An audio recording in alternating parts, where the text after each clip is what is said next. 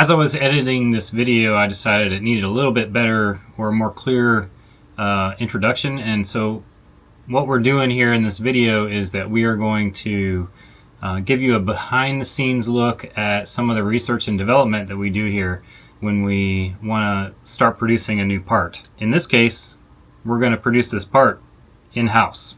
So let's go through the process and learn how to do this. So here we have a machine that was made in Japan. This is a Kenmore, and it's a model 1227, also known as the 158 12270. And this machine is known for having this really cool looking stitch length selector, and it's also a zigzag, so it's one of the first zigzags that Kenmore made.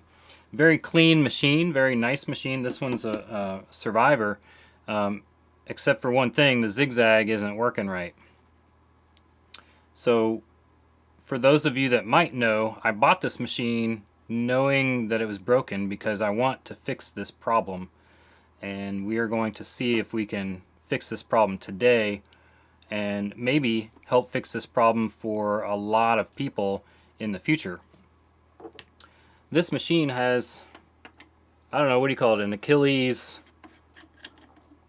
tendon, I don't know, Achilles heel with the zigzag. If you look right in here, you'll see that there's a gear on it that's broken. So that gear, look at that, see that broken section there? It's plastic on a metal cam. And so this zigzag cam is a very hard one to find. So when you look online, you're going to find some cam gears. When you look online, you're going to find cam gears that look very much like this one right here. You'll be able to find these online. They're getting harder to find these days, but this one is one that I was able to purchase online. One thing I noticed about these gears right here is that there's 20 teeth. Okay, and then if you look at how these gears are oriented, they're going this direction. When I'm holding the cam, they're going this way. So let's take this gear out from here and compare it to this one that we can find today. This is not meant to be a tutorial. Today we're going to go through the process that I'm going to use to try and create a product that I can sell that puts some of these old machines back into use.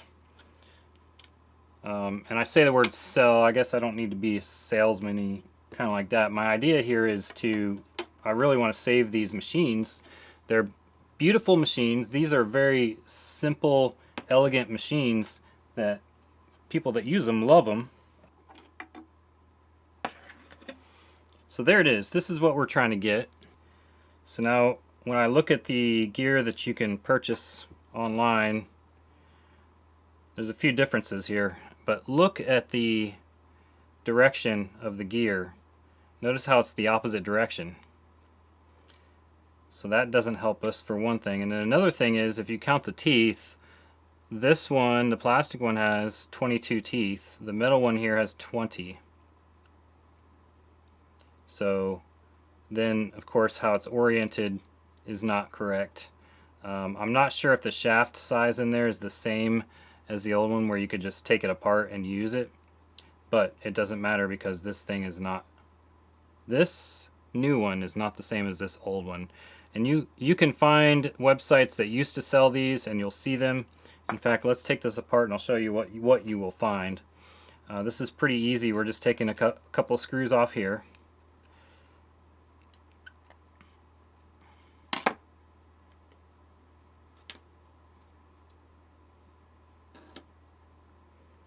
And then here's the part. So you can see that this thing has expanded. The plastic has expanded. Since the metal doesn't expand, I guess the plastic you would say would have shrunk. And then it eventually gave way and cracked when it shrunk so much. So this piece right here is what I need. And we'll talk about 3D printing here. There's a lot of people that 3D print parts for sewing machines, and that's awesome. That is a great thing to do. This is a gear that takes torque. So you need something a little bit more substantial than just a regular 3D print to make this work. So when you think about 3D printing, you think about your friend that has a 3D printer, or even you have one, and it melts plastic in layers and puts down plastic layers and builds this piece, and it takes a long time, goes layer by layer and builds a piece. And you can make some really cool stuff with 3D printing, and I have made things and I use things that are made with 3D printing all the time. And that's what's called an FDM 3D printer. And we have one of those at the house as well. And they're very nice. They are awesome 3D printers, and they can do a lot. When it comes to strength of parts, and when it comes to dimensional accuracy, if you need to make a part that could be replacing a machined part, you need it to be a lot more precise than what one of those printers can produce, especially if you need to have torque transmittal. So even if you do a solid core piece, which uses a lot of that plastic, it still is not quite as strong as a piece, or it's not even near as strong as a piece you would make out of metal, let alone a piece that's out of molded plastic. So molded plastic is a lot stronger than anything that you can 3D print with an FDM printer. So as I was thinking about how to go about this, I went and did some research, and we had an SLA printer, stereolithography, and what that does is you fill a vat full of resin, and then it uses UV light to cure one layer of that resin, and then it moves the build plate up a little bit. Your resin fills that void that was made underneath that, and it does another layer by shining UV light on it, and it goes through a masking process, so it makes a really precise piece. And then you can choose the resin, because there's a ton of different resins with different properties. So I had this little hobby SLA printer, or I'll just call it a resin printer because that's what they're known as. So we had this hobby one, and I used it to make some parts, and the parts did not come out dimensionally accurate. However, they looked awesome. They came out like you can't tell the layer lines, or if you can, they're very faint layer lines, and you can't really feel them. It's a very smooth product that you end up with. It's a pretty amazing process. But the hobby market does not have resins that are good enough or available to me with that printer that I had in order to do it. So because I like to do things and go all the way when I do them, just to save this old Kenmore sewing machine, we came up and found a secondhand professional quality SLA printer.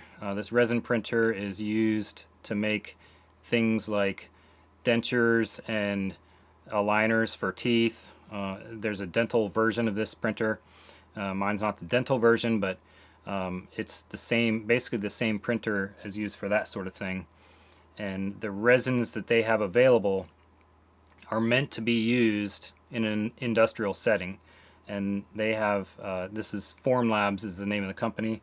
And so Formlabs has made this machine and made it for the purpose of producing parts that are dimensionally accurate and that are tough enough to withstand use, daily use, in different scenarios. So they have high temperature ones, they have ones that are like silicone rubber, they have some that are really, really tough, really hard, and really brittle, and then they have some that are really tough and ductile, so that they can be strong yet still yield and not break.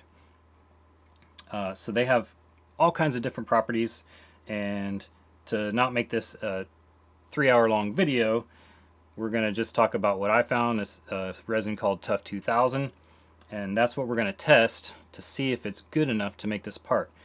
How do I turn this into something that the printer understands? That's a difficult question. I tried some local 3D printing groups on Facebook, and I had a few people say, oh yeah, no problem, and then they looked at it and they said, oh, not sure how to do that. And I don't do 3D modeling, at least not yet. It's one of those skills that I'll learn eventually. So I started looking on to various places on the internet, to places I could send this for them to be able to scan and produce a model.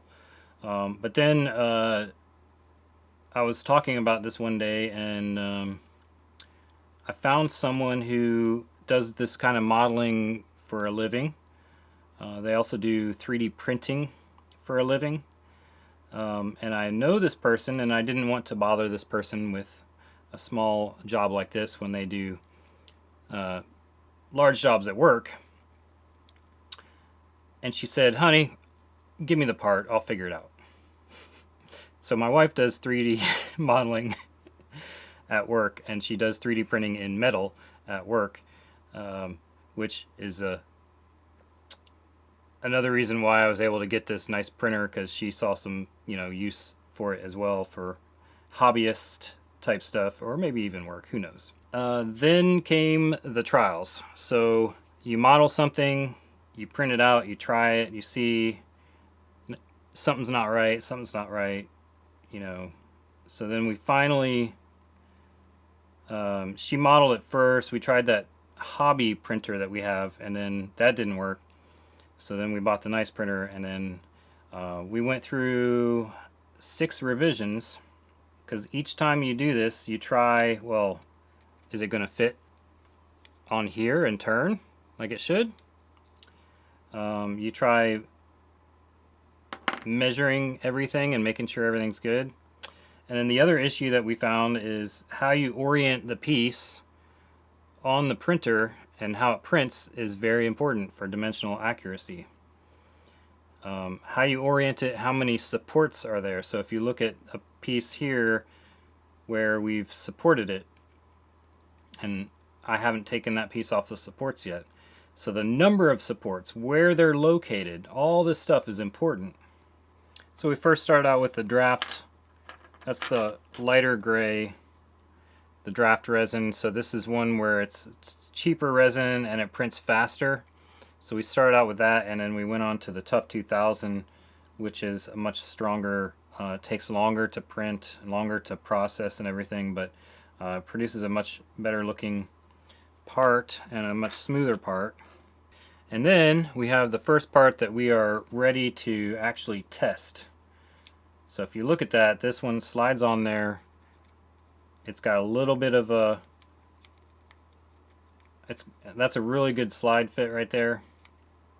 And at this point, I don't even know if this is going to work. So we've put a lot of money and a lot of time into this, and we don't know if it's going to work. So we still have, you can tell where the supports, so this one actually came off here. You can tell where the supports were connected right there. And I still want to, I want to use less supports. The printer we have should be able to support, should be able to allow having less supports on there. The other thing you do is you just sand those down. In fact, I'm going to do this before we put it on the machine. So let's do that real quick. We want to get rid of any rough spots on here. And so we are going to just kind of smooth out anything that is a little bit rough, which is where those...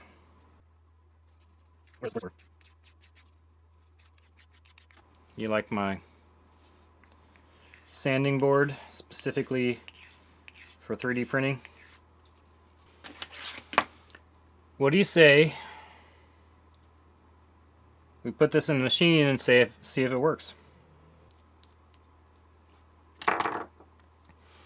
So we got this piece assembled, and it is turning nicely. So that's step 1. Now we want to get it into the machine. Alright, so we got it plugged in, so let's give this a try.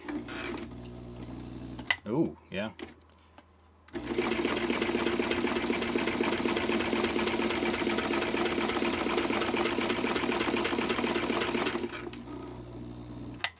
So it's a little difficult to turn. So this thing is kind of sticky, and I don't know. I didn't test it with the gear out, so I don't know if it's the gear's fault or if it's the machine's fault. So let's try that out.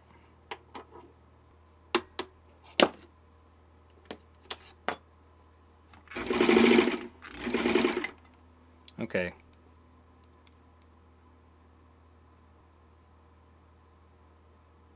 So something about the gear is slowing us down. So let's try and figure out what.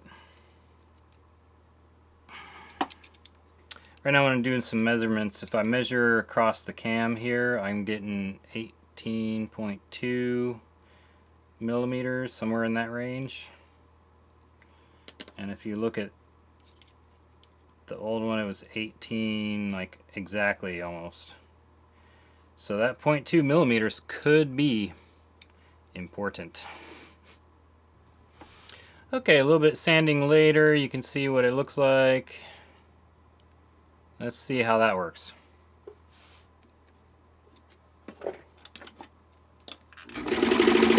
Ooh.